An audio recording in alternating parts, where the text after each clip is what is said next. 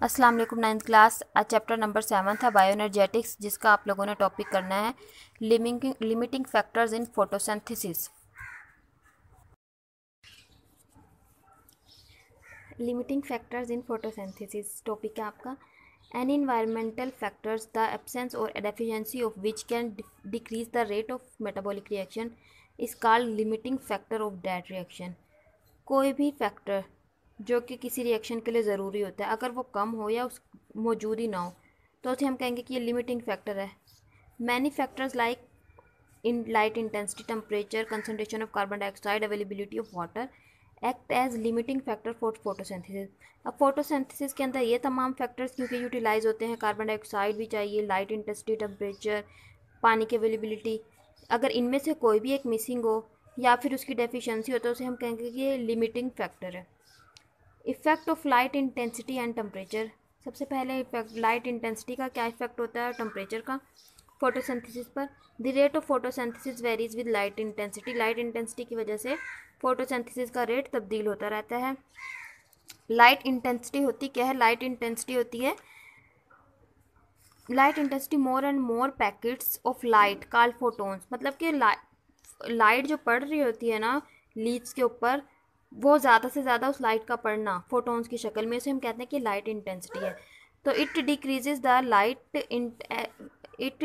As light intensity decreases. अगर light intensity decrease करेगी तो फोटोसिंथेसिस डिक्रीज कर जाएगी। And increase as light intensity increases. अगर बढ़ेगी तो फोटोसिंथेसिस भी बढ़ेगी, यानी कि ये लाइट इंटेंसिटी फोटोसिंथेसिस के डायरेक्टली प्रोपोर्शनल है। However at much higher light intensity, अगर बहुत ज़्यादा लाइट इंटेंसिटी हो जाए, the rate of photosynthesis become constant, तो फोटोसिंथेसिस का रेट कांस्टेंट हो जाएगा, वो नहीं बढ़ेगा। ठीक है। The rate of photosynthesis decreases with decrease in temperature. अगर टेम्परेचर कम होगा तो फोटोसिंथेसिस कम होगी। It increases as temperature is increase over a limited range. अगर टेम्परेचर बढ़ेगा तो फोटोसिंथेसिस बढ़ेगी, लेकिन एक लिमिटेड रेंज तक। But if light intensity is low, अगर लाइट इंटेंसिटी कम है, increasing the temperature has little influence on the rate of photosynthesis. और टेम्परेचर बढ़ जाए तो फोटोसिंथेसिस पर कोई इफेक्ट नहीं होगा, यानी कि लाइट इंटेंसिटी भी बहुत ज़्यादा इंपॉर्टेंट फैक्टर है, इसका ज़्यादा होना भी ज़रूरी है। और आपको पता है ये सारे प्रोसेसेस एक ऑप्टिमम टेम्परेचर के ऊपर ही होते हैं।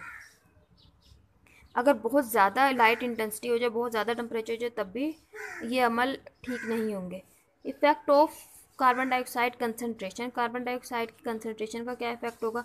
As carbon dioxide concentration increase rises. अगर कार्बन डाइऑक्साइड जैसे कि इंक्रीज हो बढ़ती है, the rate of photosynthesis goes on increases, तो फोटोसिंथेसिस का जो रेट है वो भी बढ़ेगा until limited by other factors.